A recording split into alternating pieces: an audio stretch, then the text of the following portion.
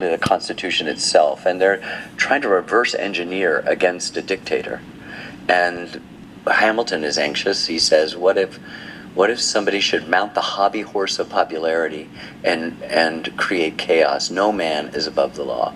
He wrote that just in these musings and considerations of what it would be like to build a system tight enough.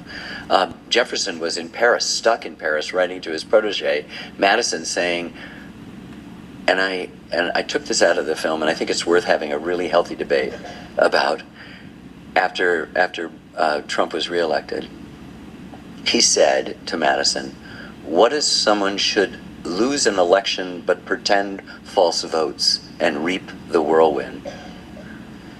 And, it was in there, it had its shock value before, and then I realized I need to reach as many people as possible, and this would just be a kind of, if they'd gotten that far in the film, I could afford to lose them. But there was a spirit of, sometimes you didn't need to put your thumb on the historical scale and say, isn't this so much like him? In fact, our job is to be Odysseus tied to the lash, to hear Circe's siren song, and to be able to go, yep, it's rhyming, but I don't need to point it out. So there are lots of things that will rhyme and lots of things that don't rhyme, and more importantly to the underlying question is a lot of things that rhyme in 1 year don't rhyme again, and that means that there is this constant change. And I've been writing this down for friends and my girls. I have 4 daughters who are the most important co-productions, but I wrote out on Post-its for them in moments of crisis, this won't last, get help from others,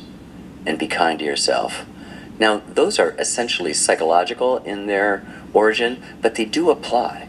You can realize that the only thing that's constant is going to be the change, the things that are going to not continue the way they are, and we are in this together. And part of what this divided world does